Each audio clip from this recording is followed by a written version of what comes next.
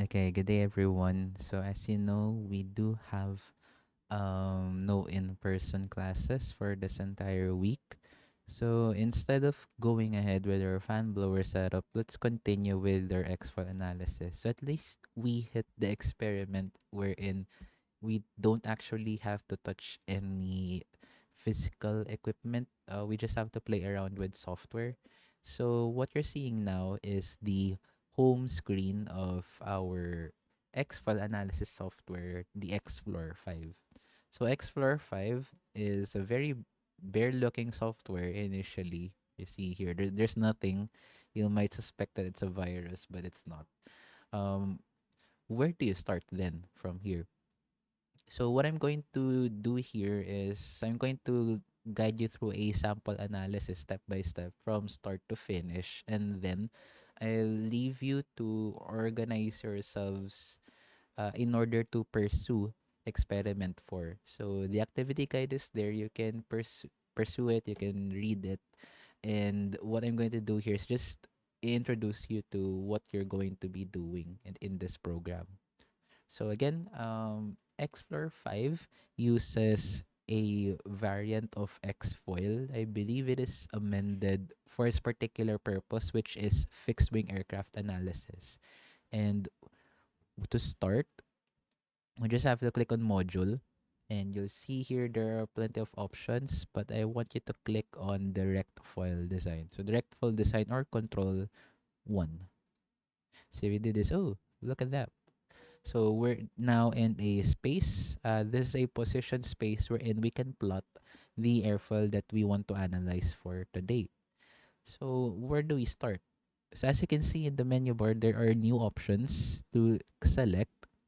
So you can go here to the foil drop-down menu and select NACA foils, or you can just right-click the space, go to foil, and then select NACA foils. The interesting here is that unlike Qblade, this program allows you to input 5-digit NACA codes. So for now, let's try for something um, very normal, which is a symmetric NACA 0012. And here you can see that there is a prompt number of panels. This indicates the resolution of your airfoil. So if I click OK here, it will prompt me, okay, what's the name of my airfoil? So instead of just leaving it as is, you can type in some custom name. This is not important now, but it will be important when we're dealing with three-dimensional structures. So let's leave it at that. Now, okay, so it's not too visible. So what I'm gonna do is I'm going to select some symbols to indicate the nodes. So there you go. And I'm going to change the color so that it's a little darker so that we can see it. There. Okay. So what you notice, uh, the thing here is that your nodes, your panels, they are not evenly distributed over the airfoil. So there's a concentration here at the leading edge. That is because a lot of things are happening here, and most of the transitions from suction to positive pressure will probably happen at the front of the airfoil. Now, if this resolution is not too great for you, you can go to your foil. So this is Naka 0012, and then click, and then right click. And you'll see the option refine globally. So if you click this option, you'll get a new dialog box. And here you can sort of change the resolution of your airfoil. Now, I usually like 200 panels, around 200, and I usually like to leave everything else as is. So if I do that now, so as you can see, oh, there's a lot of concentration here on the leading edge. Now, if you don't like that kind of resolution, all concentrated at the front, you can actually change the density ratio. So here in this option, this is the number of panels at the leading edge versus the trailing edge. Oh, it's the reciprocal, sorry. Trailing edge versus leading edge. You can kind of mess with this value, but the default number is actually good enough. It's kind of good.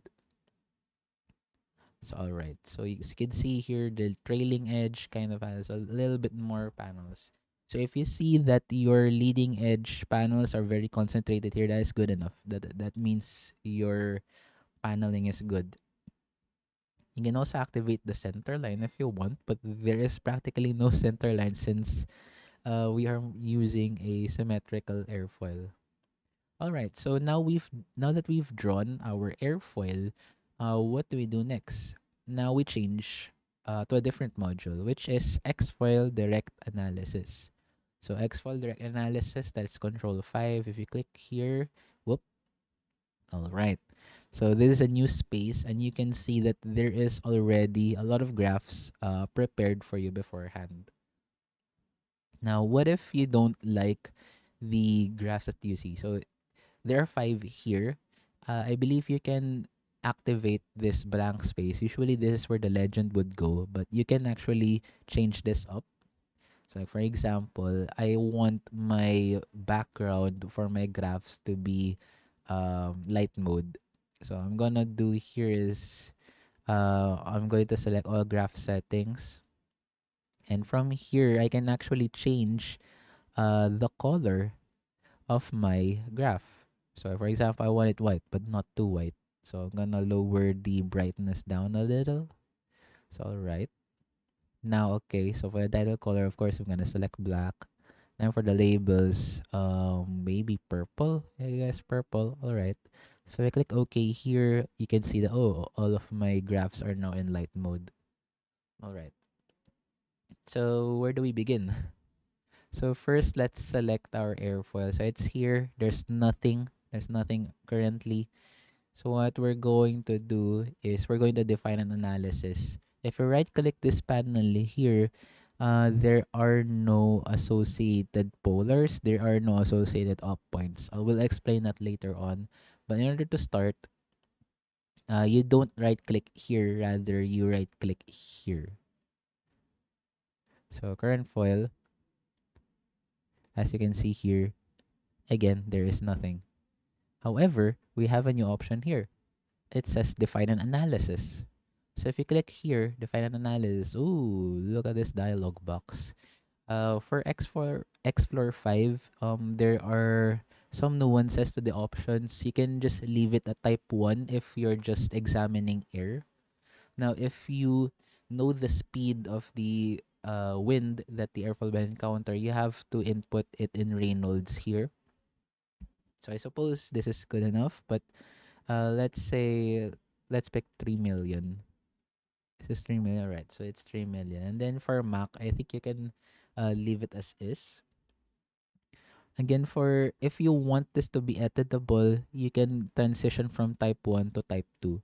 So for type 2, you can actually mess with the dimensions of the airfoil.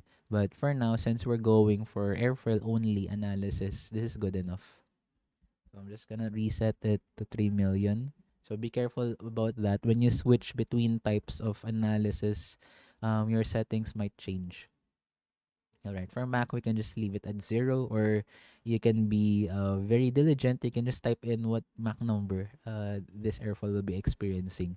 For the transition settings, this is good enough. This encrypt value, this assumes that your airfoil is experiencing wind conditions inside an average wind tunnel.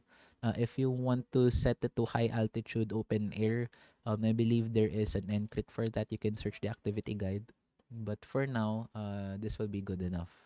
So if you click OK, there you go. Before we start, let's go here. So this analysis settings, by default, the sequence is not activated. I want you to click on the sequence pod, and this allows you to specify a range of angles of attack. So by default, I think it's 0 to 1 degree. So let's try instead -5 degrees to 15 degrees. This delta is just the resolution, the increments between data points. So the lower this is, the more fine your data will be. Now keep initiate boundary layer here, keep it activated, and then although this is not switched on by default, I want you to switch this on as well. Store OPP. I'll explain later what that is. It's all right. Um, once you've done that, click the analyze button, right? So yes, if you see here, the program says some points are unconverged. That is all right. You can leave this. That is all right. This is a simulation. Unconvergence can happen in certain cases. It's all right. Whoa, look at that. Look at our curves. Um, so this curve here is the uh lift to drag polar. If you want to change the graph itself, you just right click here and you want to define your graph settings. Let's see if we can do that here. So your variables are here. If you want to examine the lift versus angle of attack for this big panel, you can just select that here. All right. And then you can transfer the lift to drag polar to another graph. So you'll just put it here. All right. There it is. So these are our graphs. Your lift to angle of attack. You have your lift to drag. You have your drag to angle of attack. You have this moment versus angle of attack. And you, of course, have your lift over drag ratio. They have all different characteristics. I'll leave you to explore what those are in the activity. Now I want to turn your attention to the Object Explorer tab. As you can see here, this is our airfoil and there is now an item below. So this is the polar set of our analysis. The collective term for these data points are polars, essentially. These are polars. Now, what are these points? Like, what do they refer to? These are the individual points on our graph. However, there is something more to it. Remember that I asked you to store the op points during the analysis. That is what we'll be going to next. So here in our new button, we have two options here. We have our polar view. So yeah, this is a polar view, and then this is our operation point view. The operation point view lets you see the pressure distribution at every angle of attack. So here I'm just going to reset the graph again. Let's see if I can change it. Current up point. I know you can reset this. I just forgot how for this particular one. Try and reset. Oh wait, reset graph scales. Is it export? Derotate? Nope. So it's not here, but I have managed to reset it. I just forgot where. So if you see here, there is a pressure distribution curve for every angle of attack. So this is the pressure coefficient. The x-axis is the location along the airfoil, and there are two curves. There's one for the upper surface, and then there's one for the lower. If you want to see the boundary layer over the airfoil, you can just click displacement thickness. So this is the boundary layer actually. So as you can see, just as you angle your airfoil upward, there is more separation going on. You can also plot the pressure distribution on the airfoil. As you can see here, there's a plot. You can sort of see how the pressure distribution changes in a more intuitive way. And there is also a net lift, whether that's upward or downward. So let's see here. If you go to the negative angles of attack, you'll have a negative lift here. So you're gonna get pulled down. If you want, you can also animate this. If you have any screen cap software, I'm not sure if you can turn this into a GIF. But yes, essentially you can animate the progress of your uh, pressure distribution if you want. All right. So now let's go back to the polar view. What do we do with this essentially? So the output for your activity guide is reliant on those data points. You don't have to manually try to extract their exact coordinates because there is an option to export your data. So all you have to do is to select this particular polar here. Don't select the off points, just select the polar and then click export. So in the export version, there are two files. There's a text file and then there's a comma separated values. Go for the CSV because the CSV is kind of the most primitive spreadsheet file that you can get. So just select CSV and I'm gonna try. All right. Let's see. Okay, so I'm just gonna not gonna save the file name, change the file name, and then I'm just gonna click save. All right. So if I click save, let's see. Let's see what it looks like. Hold on.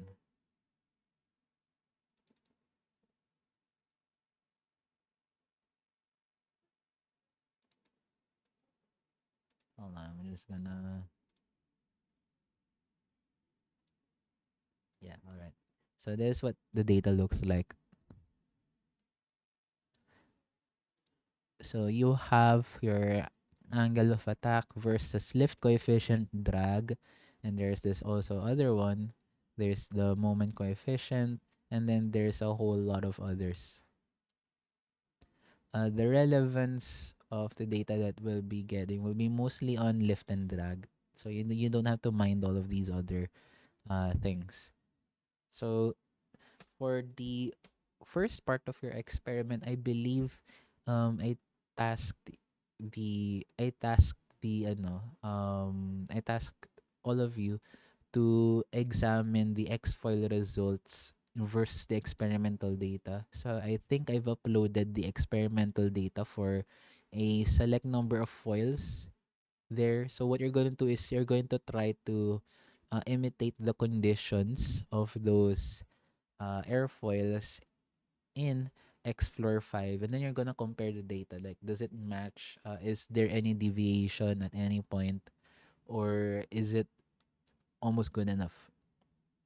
And then you're going to report that, and then afterwards, okay, so that first part indicates that the Explore 5 is kind of okay to use instead of an experimental setup. So you're going to select a particular airfoil, each member, you're going to select a particular group of airfoils, and then you're going to run them in this airfoil analysis software. Then you're going to compare them per thickness type, and then I believe per camber type.